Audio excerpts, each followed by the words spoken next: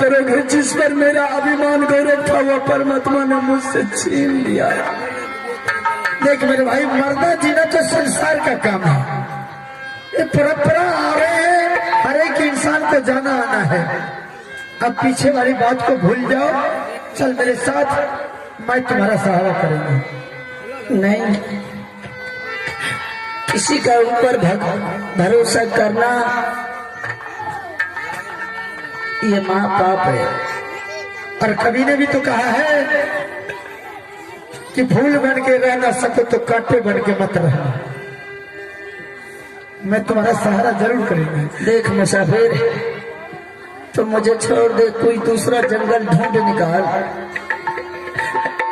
देख मेरे भाई, इंसान का यह कर्तव्य नहीं है, जिसको सहारा करना शुरू किया तो उसको शुरू से अंत तक पार कर दो, तब इंसान हुआ। मुसाफिर, मुझे पार मत कर। अगर तूने मेरा समाचार सुन लिया ना तो मैं सर फटक करके मर जाएगा। अगर ऐसा रीत तुम्हारे घर में होता ना तो तू कब का मर गया होता। मेरा सहारा करोगे? बिल्कुल करेंगे। चल मेरे पास में दो दिन हाथ से उठा करके चल गंगा जी में फेंक देंगे। क्या करोगे मेरे पास सहारा? नहीं करोगे? करेंगे, बिल्कुल करेंगे। मैंने तुमसे वादा करते हैं, तुमसे अभी भी करते हैं कि मरते दम तक मैं तुम्हारा सहारा करेंगे। और सहारा करने का मकसद है, मेरे पास में तुम्हारे जैसा भाई था, मैं भी कई वर्ष से दरबदर का ठोकर खा रहा हूं। इस जंगल में बरसों साल से रहने में कोई भी मनुष्य का नाम नहीं मिला, आज पहली बार तुम मिला है। चल मेरे साथ। कहाँ तुम्हारा घर? तुम्हारे साथ उस शर्त पर जाऊंगा, तुम अपना सही नाम पता बता दे, मैं तुम्हारे साथ जाने के लिए। अगर तुझे मैं सारा पता बता दूं कि तुम मेरे साथ चलोगे ना? हाँ चलेंगे। अरे मुझे ये नहीं है कि छुआछूत की बात, तुम्हें कुछ रोग है तो मैं तुम्हें छोड़ करके चला जाऊंगा। ये इंसान का काम नहीं है, मरते दम तक मैं तुझे नहीं छोड़ूंगा। अगर रही बात परिचय के अगर सुनने के लिए चाहता तो मैं तुझे कह करके सुना रहा हूं। घारा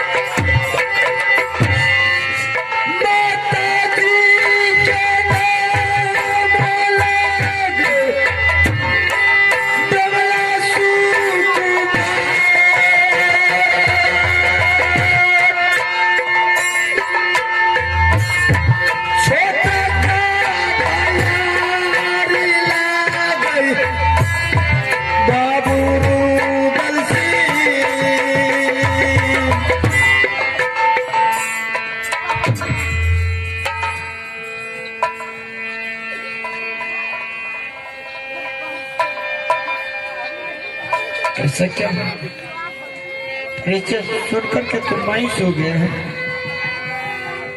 अरे किसी दिन का दुश्मनी था मेरे पिताजी मेरे घर से तो बोल मैं तुम्हें छोड़ करके चला जाऊंगा।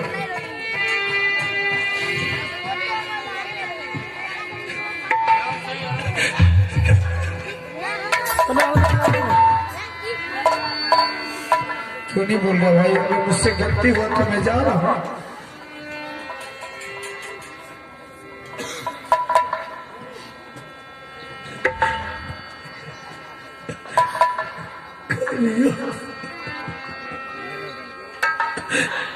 करिया पार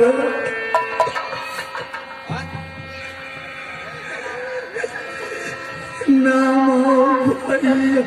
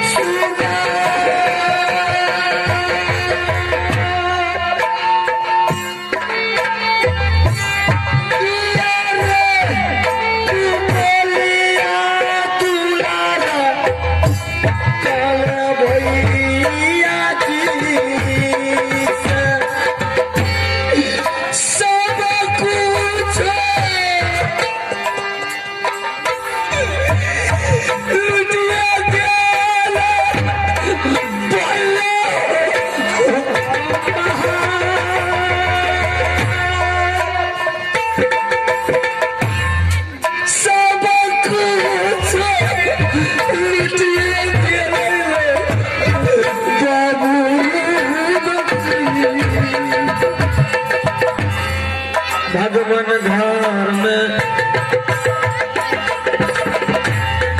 डेरा छाल बाबू रे एक हरे जिंदगी कोरिया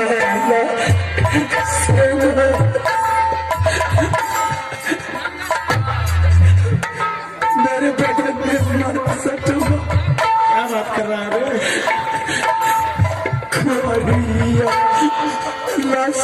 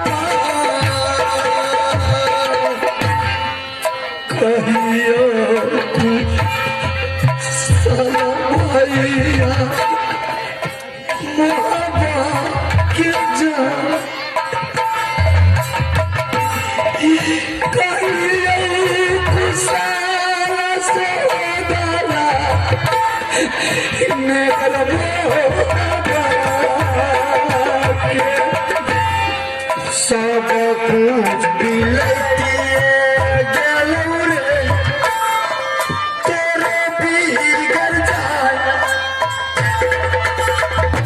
सारा रे उशाला छाल हो नागर